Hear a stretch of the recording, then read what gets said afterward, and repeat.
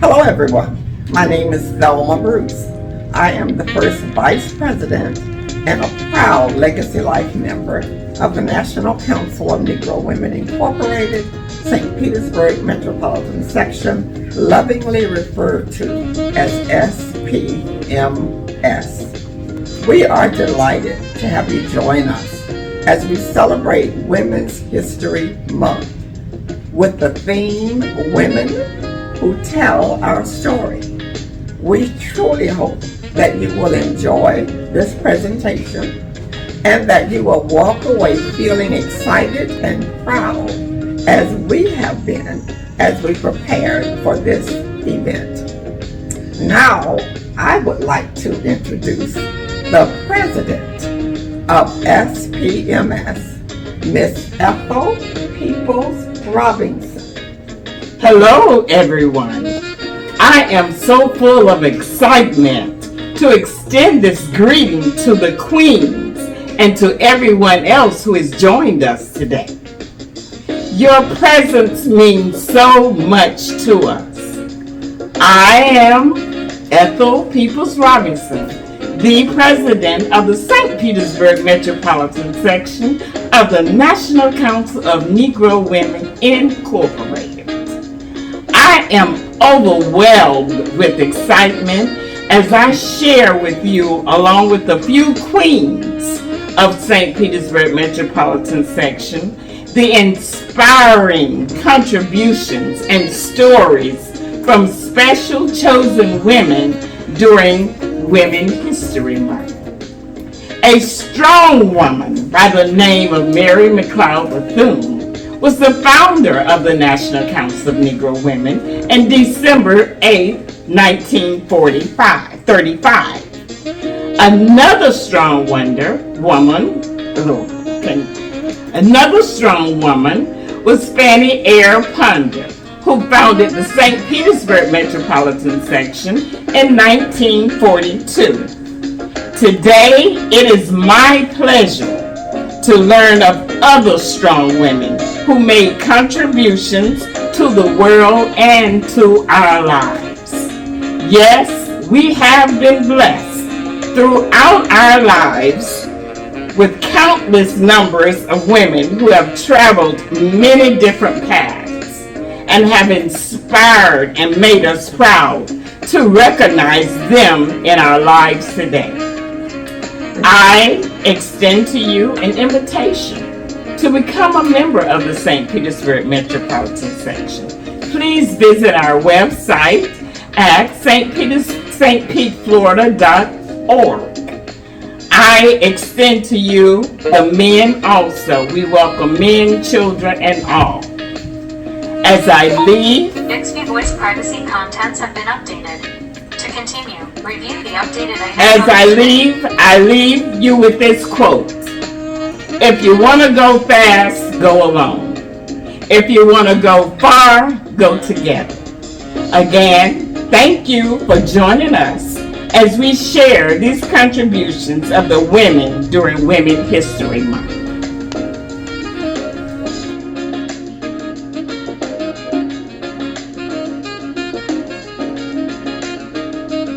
We interrupt this program to bring you a special report. We interrupt this program to bring you a special report.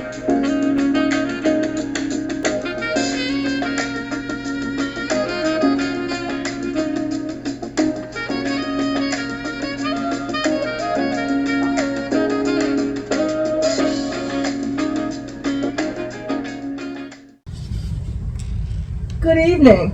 I'm Beverly Campbell coming to you from the SPMS newsroom with a special report concerning celebrating women who tell our stories. Now over to you, Linda. Women History Month is a celebration of women's contribution to history, culture, and society. It has been observed annually in the month of March in the United States since 1984. Then there is International Women's Day, which was celebrated on March 8th.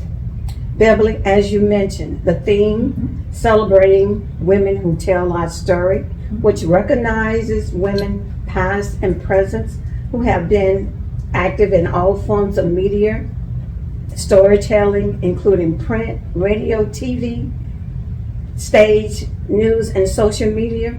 Women like Sojourner Truth, Fannie L. Ponder, Robin Roberts, Michelle Obama, Whoopi Goldberg, Nikki Giovanni, Ruth Clark, and Queen Latifah, just to name a few who are telling our story. The timely themes honor women in every community who have devoted their lives and talent to producing art, pursuing truth, and reflecting the human condition decade after decade. It was just 114 years ago. The first Women's History was on February 28, 1909, marked the first Women's History Day in New York City, in commemoration of the 1-year anniversary of the garment workers' strike, when 115,000 women marched through Lower Manhattan. From 1909 to 1910, immigrated women who worked in garment factories held a strike to protest their working condition. Most of them were teenagers, girls, who worked 12 hours a day for only $15 a week. Just imagine teenagers working today for that amount of money. In essence, they wouldn't do it. Then in 1911, the factory burned down and 149 teenagers were killed. In 1980, Jimmy Carter declared the week of March 8th Women's History Week. By 1986, 14 states had declared their entire month of Women's History Month, Beverly. 6 years, 1987, later the National Women's History Project successfully petitioned Congress to expand the event to the entire month of March. One could think that women have gained true equality, counterparts, but women are still not present in economics, in business, politics, and global women's education. Health and the violence against them is worse than men. However, great improvement has been made, but we still have so much to go, and we're still working on it in 2023. Linda McBivens reporting. Hi, I'm Rashawn Reno. Women's History Month celebrates women's achievements and their contributions to society, culture, and history, in hopes to inspire young girls and young people to follow in the footsteps of those who came before us. As you may know, many groups and organizations can be recognized and identified by the colors that they bear. Well, Women's History Month is no different. It falls right in line with this custom. Historically, the color used to represent women is purple.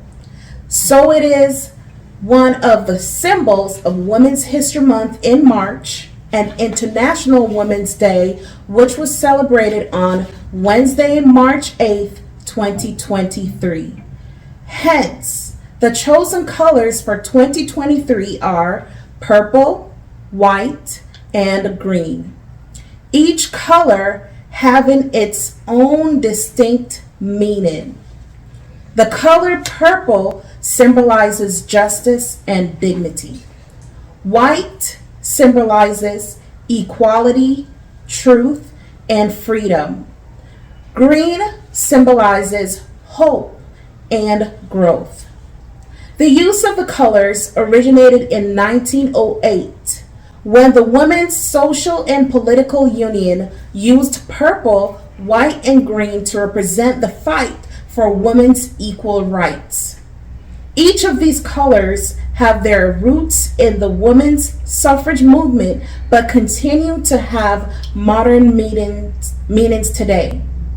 Let these colors serve as an affirmation that honors every woman who share their talents and gifts as abolitionists, civil rights leaders, suffragists, and labor activists to produce art and pursue truth for the liberty, equality, justice, and opportunity in our nation and in our community. Thank you, Roshan. Just how often have we thought about how life was for a woman during the time that our United States was established? Well, I'm here to give you a bit of information about that. During the time, a woman did not have the same rights given to a man. She was discriminated against, she was silenced, and deprived of her civil rights. However, women could not be kept silenced. Women weren't silenced throughout history. They have made their presence known and their voices heard. Today, we're going to pay tribute to two of those early pioneers on whose shoulders we as women stand. First, Sojourner Truth, whose legal name was Isabella Montgomery.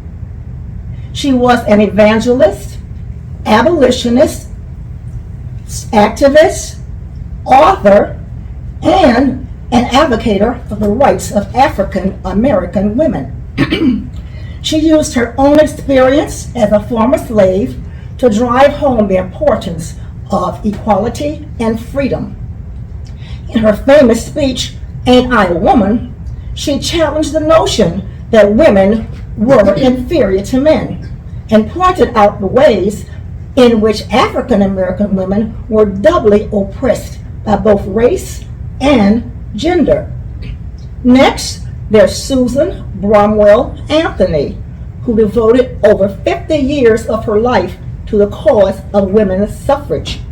After casting her ballot in 1872 presidential election in her hometown of Rochester, New York, she was arrested, indicted, and convicted of voting illegally. But this did not stop her. She went on to become president of the National Women's Suffrage Association, which she founded along with Elizabeth Stanton. Her work helped pave the way to the 19th Amendment to the Constitution of the United States, giving women the right to vote. We're going to stop here and pause for a commercial break. Be back shortly.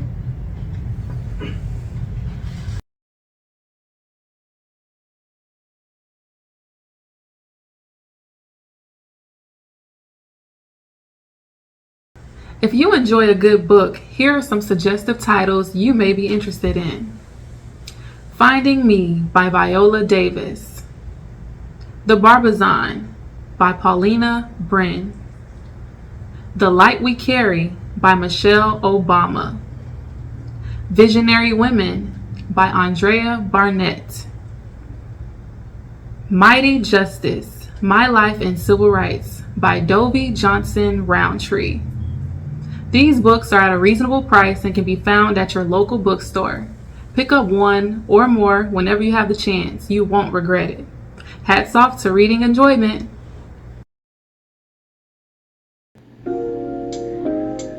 You can find copies of these books at your local bookstore.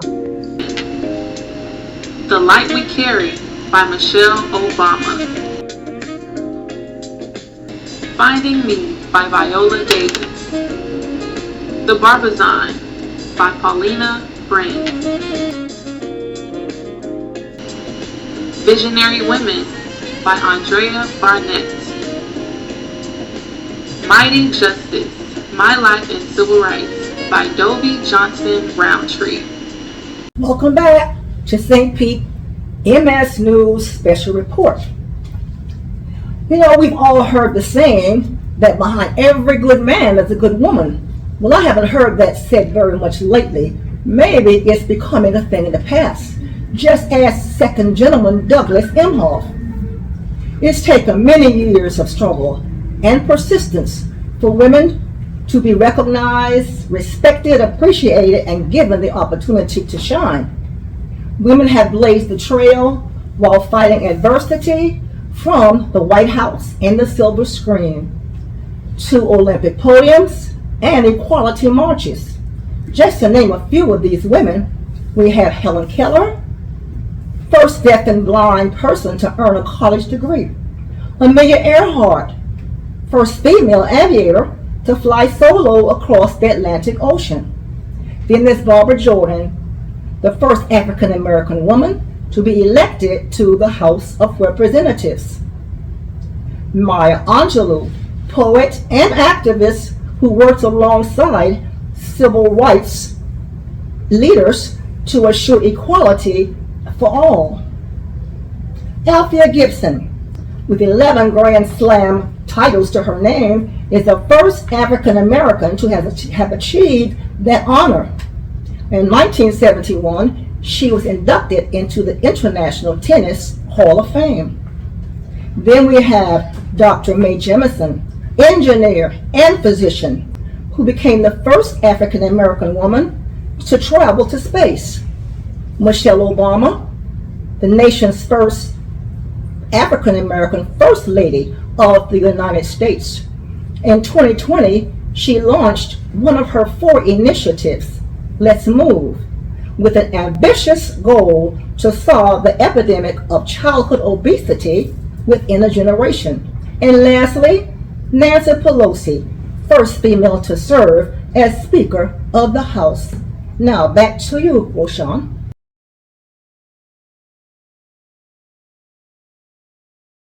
Ketanji Brown Jackson was born to Johnny and Hillary Brown, who were both public school teachers at the time of her birth on September 14, 1970. The family moved to Miami, Florida, where her father became a lawyer and her mother became a school principal. Throughout her high school years in Miami, she was a great debater and served as class president. In 1988, Jackson went on to study at Harvard Radcliffe College, now Harvard University. She graduated magna cum laude with a bachelor's degree in government. She stayed at Harvard to attend law school, where she was an editor of the Harvard Law Review until she graduated with a law degree in 1996. Jackson began her law career serving as a federal law clerk.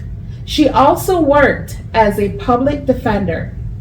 President Barack Obama appointed her to the United States Sentencing Commission in 2010.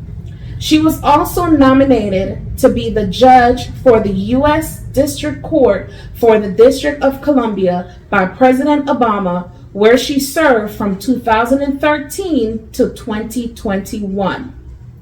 President Joe Biden nominated her to be judge on the U.S. Court for the District of Columbia Circuit in 2021, which was considered second in importance to the Supreme Court in terms of legal decisions that are made. Then she was nominated in early 2022 to serve on the Supreme Court. Ketanji Brown Jackson became the first African American woman to serve on the Supreme Court in April.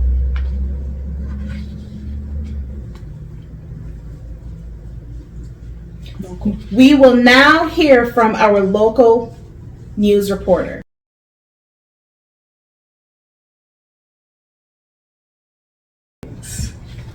I am Clarice Pennington, reporting from the SPMS newsroom. I will be reporting about one of our very own, and that is none other than C. Bet Wimbish, who is dear to our community. C. Bet Wimbish was one of the leading African American women activists in Florida, promoting desegregation of schools and civil equality. When her husband, Dr. Ralph Wimbish, was elected branch president of the St. Petersburg NAACP in 1959, the couple became involved in desegregation of schools. 6 years after the Brown decision, St. Petersburg students were still attending racially separate schools. Two of our members, Thelma Bruce and Deidre Downing Jackson, along with 6 other students, were involved in this process, enduring racial slurs and rejection. Instead of complying to desegregation, the schools in Pinellas County, the Pinellas County School Board of Public Instruction built new segregated schools that were supposed to reinforce the idea of separate but equal. However, the county rejected black applicants to these new all-white institutions. As a result, the Wimbishes developed a new political approach to school desegregation. Since they could not force the school board to comply with the Brown decision, they attempted to integrate the school board first. In 1960, C. Bet Wimbish decided to run for an at-large seat on the Pinellas County Board of Public Instruction. A black candidate had never run for a county-wide political office.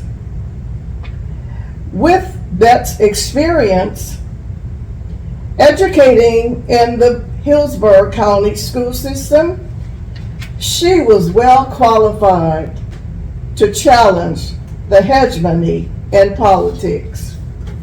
During the Christmas season of 1960, Bet and her husband desegregated local businesses by boycotting them and encouraging the residents to buy catalogs instead of city segregated stores. As a result, Governor Leroy Collins, encouraged by racial committees to find a solution, in addition to their efforts to end discrimination. The Wimbish opened up their home on 15th Avenue South to black athletes and entertainers who could not get hotel accommodations due to the segregated laws. In 1961, Bet's husband ended this invitation for black players.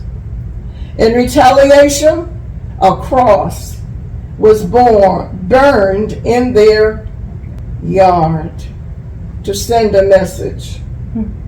Bet also helped black sanitation workers fight against unequal pay.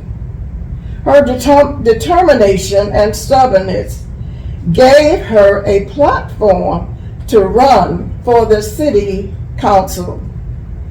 She was elected as the vice mayor and served until 1973. 2 years later, Bet was appointed as Assistant Secretary of Commerce and was later appointed Deputy Secretary of Commerce by Governor Reuben Askew, ranking her as the highest woman in state government. I also announced that Betsy Wimbish was a member of the National Council of Negro Women, Delta Sigma Theta Sorority Incorporated, the links and several other affiliations. Stay tuned. You don't want to miss this announcement. For we proudly now salute another one of our own persons, one who attended Boca-Ciega High School, grew up in St. Petersburg, moving on to New York, majoring in theater. That is none other than Angela Bassett, who recently won the Globe Award for being the Best Supporting Actress in the movie Wakanda. Continue to stay tuned.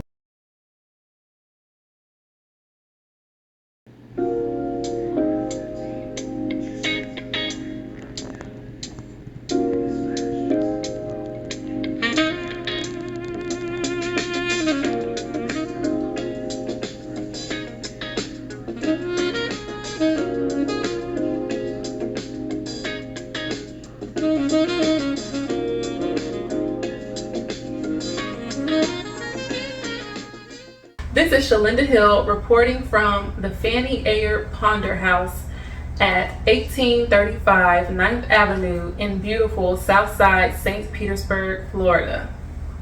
This is the home of the National Council of Negro Women, St. Petersburg Metropolitan Section, commonly known as SPMS. The home was purchased in 1942 by the founder, Miss Fannie Ayer Ponder, a local educator and women's civil rights activist. SPMS was the first section to be property owners. As part of their Women's History celebration, SPMS collected donations for another local community organization, Casa Pinellas. The acronym CASA stands for Community Actions Stop Abuse. Donations included underwear for both children, women, and men, deodorant, hairbrushes, and many other supplies that were needed, as you can see here. In addition, SPMS donated a monetary donation to Casa Pinellas to support their dating violence program. We salute SPMS for their dedication to community service. Shalinda Hill signing off.